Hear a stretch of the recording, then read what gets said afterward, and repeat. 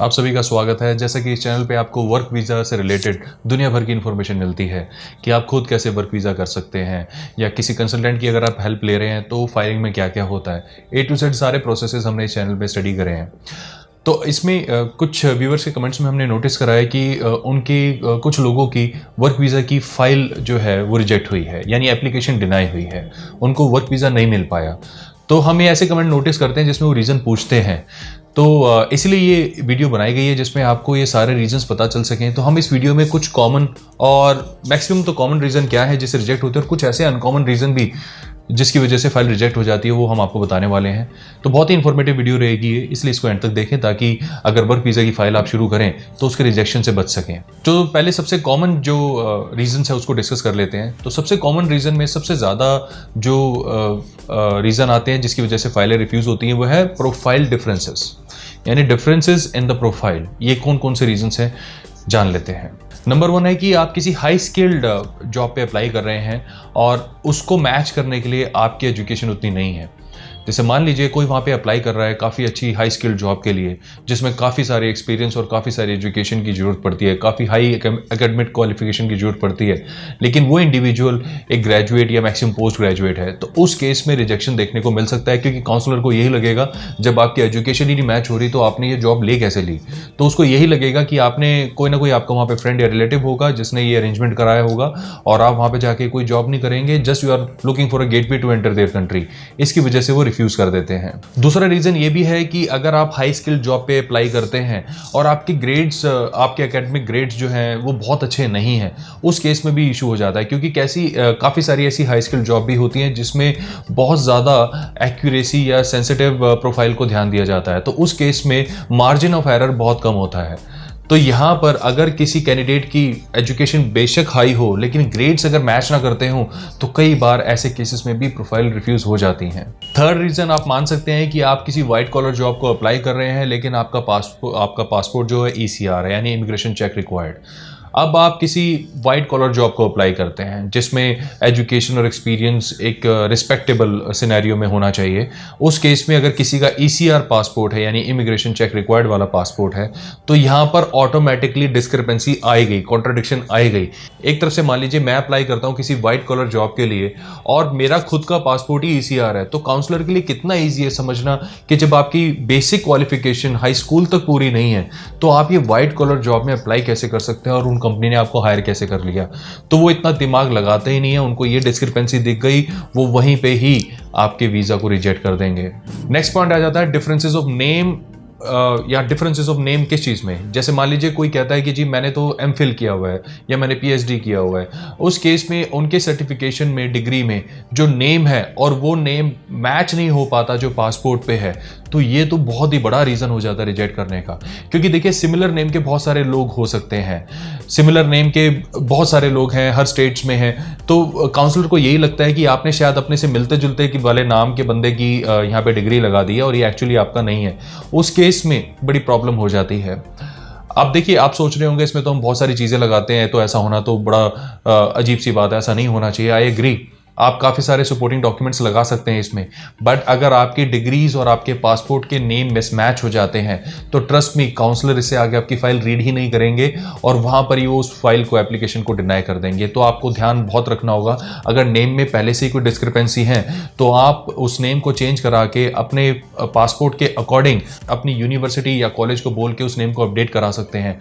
आप ये चीज़ करेंगे ताकि ये जो डिस्क्रिपेंसी है एटलीस्ट ये वाला पॉइंट काउंसलर के माइंड में ना आए जिससे वो आपकी एप्लीकेशन को डिनाई करते हैं। नेक्स्ट पॉइंट हो जाता है कि differences of name in passport and other IDs. अभी तो हमने डिस्कस किया था कि जिसमें डिफरेंसेस ऑफ नेम हो जाता है कि जो डिग्रीज हैं और पासपोर्ट है। अब यहाँ पे पासपोर्ट और अदर आईडीज में भी अगर आपके नेम में डिफरेंस आ गया तो भी प्रॉब्लम है।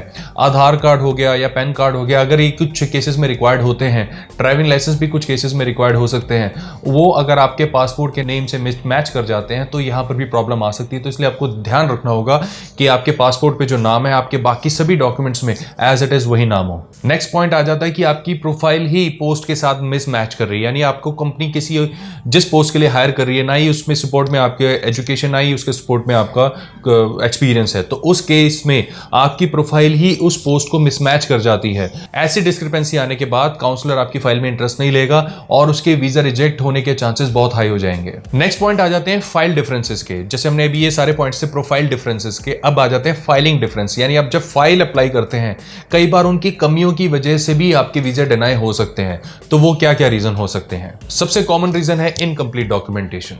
अब यहां पे सबको लगता होगा कि भाई हम तो फाइल लगाएंगे तो पूरे डॉक्यूमेंट लगाएंगे ही लगाएंगे, राइट? लेकिन ये इतना ऑब्वियस नहीं है, लोगों से मिस्टेक हो जाती है। तो मैं आपको सजेस्ट करूंगा जब आप अपनी वर्क वीजा की फाइल लगाएं तो as per that particular high commission embassy counsellor के हिसाब से ही अपनी पूरी फाइल को बनाएं। अगर आप किसी ट्रैवल एजेंट की हेल्प लेते हैं या किसी कंसल्टेंट की हेल्प लेते हैं तो आप उन कंसल्टेंट को कहें कि आपके लिए ये पूरी चेकलिस्ट बना के दे, और वो पूरी चेकलिस्ट में जैसे जैसे आपकी फाइल के डॉक्यूमेंट्स बनते जाएं आप उनको टिक मार्क करते जाएं। तो इसलिए ये बड़ा इंपॉर्टेंट है कि आपके डॉक्यूमेंट जो है वो कंप्लीट हो। नेक्स्ट रीजन आ जाता है कि आपने जो वर्क कॉन्ट्रैक्ट लिया है उसमें इंपॉर्टेंट एनेक्चर्स ही मिसिंग है। काफी सारे ऐसे वर्क कॉन्ट्रैक्ट हम लोगों ने देखे हैं जिनमें लोगों के वर्क वीजा की प्रोफाइल रिजेक्ट हो जाती है। हमें खुद को यकीन नहीं होता कि ऐसा कैसे हो सकता है कि वर्क कॉन्ट्रैक्ट में ये चीजें ही मेंशन नहीं है। जैसे वर्क कॉन्ट्रैक्ट में आपकी सारी चीजें मेंशन की जाती हैं, आपकी आवरली पे कितनी होगी, आपको वीकली आवर्स कितने अलाउ किए जाएंगे, मंथली आवर्स कितने अलाउ किए जाएंगे, कितनी हॉलीडेज मिलेंगी, आपको कितनी बार उस कंट्री से बाहर जाने की अनुमति मिलेगी, किस पोस्ट पे आपको दिया जा रहा है, इंक्रीमेंट का क्या स्ट्रक्चर होगा, हेल्थ और मेडिकल का क्या सपोर्ट दिया जा रहा है, अकोमोडेशन का क्या सपोर्ट दिया जा रहा है, कितने लंबे टेन्योर के लिए आपको बुलाया जा रहा है, जिस प्रोजेक्ट के लिए बुलाया जा रहा है वो कितने लंबे टेन्योर का है, आपकी क्या रिस्पॉन्सिबिलिटी है, आपकी क्या प्रोफाइल है। तो वर्क कॉन्ट्रैक्ट में बहुत सारे एनेक्चर्स होते हैं। हमने बहुत सारी ऐसी प्रोफाइल्स देखी हैं जिनमें उनका रिफ्यूजल आया हुआ होता है और 1 या 2 पेज का ही कॉन्ट्रैक्ट लेटर होता है। कॉन्ट्रैक्ट लेटर काफ़ी मैं ये नहीं कह रहा कि वो पूरी गाइड होती है 20-25 पेजों की, लेकिन कॉन्ट्रैक्ट लेटर के जो एनेक्चर्स हैं वो एटलीस्ट रीजनेबली 5 से 6 पेजेस लंबे हो ही जाते हैं और उनमें ये सारी चीज़ें जो मैंने आपको बताई वो मेंशन होनी चाहिए। कई प्रोफाइल ऐसी भी होती हैं जो ब्लू कॉलर जॉब्स की होती हैं, उनमें काफ़ी सारी चीज़ों की रिक्वायरमेंट नहीं होती, तो उस केस में तो 2-3 पेज का भी ठीक रहता है उसमें, क्योंकि बहुत सारा एक्सप्लेन करने की जरूरत नहीं पड़ती। लेकिन अगर आप किसी ऐसी कैटेगरी के लिए अप्लाई कर रहे हैं जिसमें सारे एनेक्चर्स का पूरा यूज हो रहा हो तो उनको मेंशन करना भी बहुत इंपॉर्टेंट है। नेक्स्ट पॉइंट आ जाता है reputation of the company hiring you. ये बड़ा इंपॉर्टेंट पॉइंट है, यानी जो कंपनी आपको हायर कर रही है उसकी खुद की रेपुटेशन अच्छी नहीं है, उस केस में आपको वीजा कैसे मिल सकता है? अगर उस कंपनी के रिकॉर्ड में टैक्स चोरी करने का या इलीगल इमिग्रेशन जैसे सीरियस ऑफेंसेस लगे हुए हैं तो ट्रस्ट मी, आपकी चाहे कितनी भी अच्छी फाइल हो, कितनी भी अच्छी प्रोफाइल हो, आपके वीजा रिजेक्ट होने के चांसेस बहुत हाई रहेंगे। तो मेक श्योर जो भी कंपनी आपको हायर कर रही है उनका पास्ट रिकॉर्ड एकदम नीट एंड क्लीन हो और वो किसी भी तरीके से इलीगल इमिग्रेशन में या टैक्स चोरी जैसे सीरियस ऑफेंसेस में उनका नाम ना आया हो। नेक्स्ट पॉइंट आ जाता है कि यहां पर कंपनी अगर पूरी तरीके से जस्टिफाई नहीं कर पाती है कि वो आपको क्यों हायर कर रही है।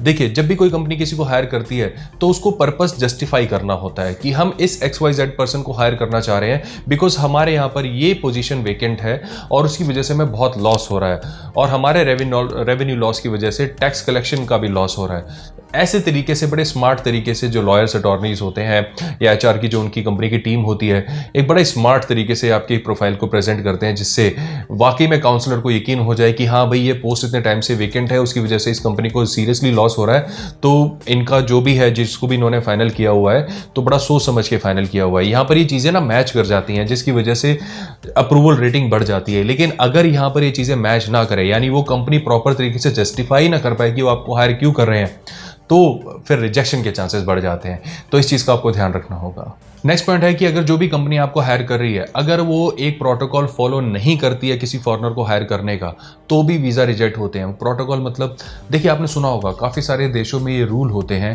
कि अगर किसी भी कंपनी को या किसी भी फर्म को अगर किसी फॉरेनर को हायर करना है तो उनको ये पहले दिखाना होगा कि उन्होंने जो लोकल वैकेंसी पोर्टल्स में लिस्टिंग करके इंटरव्यूज़ कंडक्ट कराए हैं, तो उनको उस लिस्टिंग के रिकॉर्ड देने होते हैं, उन इंटरव्यूज़ की डिटेल्स देनी होती है। वो दिखाते हैं जी देखिए हम तो इतने टाइम से इंटरव्यू ले रहे हैं, हमने 2, 3, 4 लोगों का इंटरव्यू भी लिया है, ये उनकी रिज्यूमे कॉपी है और हमने उनको रिफ्यूज़ करना पड़ा बिकॉज दे वर इनएलिजिबल। उसके अलावा हमारे पास कोई आया भी नहीं और इसकी वजह से हमें लॉस हो रहा है, तो that's why we are hiring this person. Right. तो ये लोकल प्रोटोकॉल फॉलो करना होगा कि उन्होंने लोकल रिक्रूटमेंट करी है या एटलीस्ट वैकेंसी पोर्टल में उसको प्रमोट किया है, बट उनके पास राइट कैंडिडेचर ना मिलने की वजह से वो एक फॉरनर को हायर कर रहे हैं। ये ज़्यादा कॉम्प्लिकेटेड नहीं होता, जो भी कंपनीज फॉरनर्स को हायर करती हैं उनको अच्छे से पता होता है किस तरीके से किया जाता है। नेक्स्ट पॉइंट भी आ जाता है कि अगर कंपनी ने जो नेसेसरी परमिशंस नहीं ली हुई वहाँ पे जो भी इमिग्रेशन बोर्ड्स हैं उनकी, काफ़ी सारे देशों में लॉज होते हैं कि अगर आप किसी फॉरेनर को हायर कर रहे हैं तो आपके पास ये परमिशन होनी चाहिए, आपके पास ये रजिस्ट्रेशन होना चाहिए, राइट। तो ऐसे अगर किसी कंपनी ने नहीं लिया हुआ तो उस केस में भी प्रोफाइल रिजेक्ट हो जाती है। यहाँ पर आप सोच रहे होंगे ऐसा तो अगर कंपनी ने लिया ही नहीं हुआ तो हायर क्यों करेंगे, राइट। मैं आपको बताता हूँ, काफ़ी सारे जो कंसल्टेंट्स हैं वो क्योंकि वर्ड ऑफ माउथ पे चलते हैं, किसी भी कंपनी ने बोल दिया जी हमें बंदे चाहिए तो आप भेजें, उस केस में वो कंपनी जो है प्रॉपर डॉक्यूमेंटेशन बनाने के चार्जेस भी ले लेती हैं, और वहाँ पर अगर उन कंपनी का खुद का पेपर वर्क कंप्लीट ना हो तो उस केस में वीज़ा रिजेक्ट भी हो जाता है। तो वहाँ पर जो भी ये लॉयर होता है जो ये टाई अप करवाता है वो अपनी तरफ से जस्टिफिकेशन दे देता है, देखिए मैंने तो अपनी तरफ से प्रॉपर तरीके से काम कर दिया था, लेकिन यहाँ पे आपका वीज़ा डिनाई हो गया। जब आपका वीज़ा डिनाई होता है ना तो उस केस में एम्बेसी की तरफ से एक्सप्लेनेशन भी आती है कि भाई आपको जो जो हायर कर रहे थे वहाँ पर प्रॉपर तरीके से हमें लगता है कि काम नहीं किया गया, जिसकी वजह से हम आपकी एप्लीकेशन को डिनाई कर रहे हैं। उस केस में आप उन लॉयर से अप्रोच करके या अपने कंसल्टेंट से अप्रोच करके इस चीज़ का ब्यौरा ले सकते हैं। अब ऐसे रीजंस भी डिस्कस कर लेते हैं जो थोड़े से अनकॉमन हैं, थोड़े से रेयर हैं, लेकिन ये भी काफ़ी इंपॉर्टेंट रीजंस हैं जिससे वर्क वीज़ा रिफ्यूज़ होते हैं। सबसे पहला और सबसे कॉमन पॉइंट हो जाता है बैड इमिग्रेशन रिकॉर्ड, यानी सब कुछ अच्छा है, प्रोफाइल भी अच्छी है, फाइल भी अच्छी है, कंपनी ने भी नेसेसरी परमिट्स लिए हुए हैं, सारे प्रोटोकॉल पूरे हैं, पोस्ट भी मैच हो रही है, सब कुछ परफेक्ट है, लेकिन अगर उस कैंडिडेट का अगर इमिग्रेशन रिकॉर्ड ही खराब है तो कई बार वहाँ पे पानी फिर जाता है। यानी उनका कैंडिडेट को पास्ट में किसी कंट्री ने डिपोर्ट किया हो या किसी कंट्री में उन्होंने ओवरस्टे ले लिया हो जिसकी वजह से उनका इमिग्रेशन रिकॉर्ड खराब हो गया हो, जान वीज़ा एक्सपायर होने के बाद भी किसी XYZ कंट्री में वो कुछ दिन इलीगल रह गए, उससे भी फर्क पड़ जाता है। हालांकि रेयर रीजन है, लेकिन ये भी रेयर रीजंस में सबसे कॉमन रीजन देखा गया है। नेक्स्ट है कोई डिसेबिलिटी हो, जैसे फिजिकल या मेंटल, किसी भी तरीके की कोई डिसेबिलिटी होती है और उसको कैंडिडेट जो है वो छुपाता है एम्बेसी से, और एम्बेसी को वो चीज़ पता चल जाती है, तो ना ही सिर्फ उसका वीज़ा रिजेक्ट होता है बल्कि उसको वो जो एम्बेसी है या कॉन्सुलेट है या हाई कमीशन है वो उसको ब्लैकलिस्ट भी कर सकता है। तो मैं आपको यही सजेस्ट करूंगा कि आपको हमेशा एकदम क्लियर डॉक्यूमेंट देना चाहिए, कुछ भी हाइड नहीं करना चाहिए, कोई भी फेक डॉक्यूमेंटेशन नहीं लगाना चाहिए, क्योंकि उसका रिजल्ट बहुत ज़्यादा नेगेटिव हो सकता है। नेक्स्ट पॉइंट आ जाता है कि किसी थर्ड कंट्री ने वीज़ा बैन लगाया हो, यानी आपने पास्ट में किसी कंट्री में वीज़ा लगवाया था लेकिन कुछ इनकम्प्लीट या गलत डॉक्यूमेंटेशन की वजह से आपके ऊपर वीज़ा बैन लगा दिया उस पर्टिकुलर हाई कमीशन ने या एम्बेसी ने।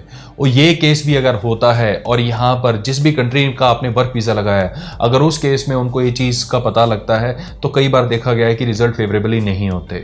नेक्स्ट पॉइंट आ जाता है ट्रैवल बैन का। अगर किसी कंट्री ने ट्रैवल बैन लगाया हुआ है, हालांकि बहुत हाईली अनलाइकली पॉइंट है, इसलिए मैंने कहा ये रेयर रीजंस होते हैं, बट ऐसे भी लोग देखे गए हैं जो इमिग्रेशन में कुछ ऐसे चीजें लेकर चले जाते हैं जो उस XYZ कंट्री में पूरी तरीके से बैन होती हैं।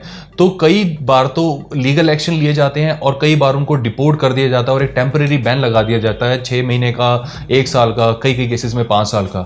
तो ऐसे अगर कोई भी इमिग्रेशन रिकॉर्ड में ये चीज़ पता चलती है कि इनके ऊपर ट्रैवल बैन लगा हुआ है तो भी केस बिगड़ जाता है और वीज़ा सक्सेस बहुत कम हो जाता है। Last but not the least, अगर कोई भी ऐसा रीज़न पता चलता है कि बैंक में उस कैंडिडेट ने फ्रॉडरी करी है, काफ़ी करोड़ों की फ्रॉडरी हुई है, या कोई क्रिमिनल केस है, क्लियर PCC जमा कराने के बाद भी अगर एम्बेसी को लास्ट मोमेंट में ये चीज़ें पता चलती हैं तो उस केस में वीज़ा डिनाई हो जाता है। हालांकि ऐसे लोग हमारी वीडियो नहीं देख रहे होंगे, बट ये भी एक रीज़न है, उस केस में भी वीज़ा डिनाई हो जाता है। ये जितने भी रीजंस मैंने आपको बताए हैं, अगर इसका आप शुरू से ध्यान रख लें तो 99.9% मैं श्योर हूं कि वीज़ा रिजेक्ट होने के रीजंस कम हो जाएंगे आपके, जिससे ऑटोमेटिकली वीज़ा अप्रूवल का जो चांसेस है वो बहुत रीजनेबली हाई हो जाएगा। तो मुझे पूरा यकीन है ये वीडियो आपके लिए काफ़ी यूजफुल रहेगी, और अगर आप हमारी हेल्प चाहते हैं वर्क वीज़ा एप्लीकेशंस के लिए तो आप दी हुई डिटेल्स पे हमें कॉन्टैक्ट कर सकते हैं। अपना समय देने के लिए बहुत बहुत धन्यवाद। अपना ध्यान रखें। Bye bye.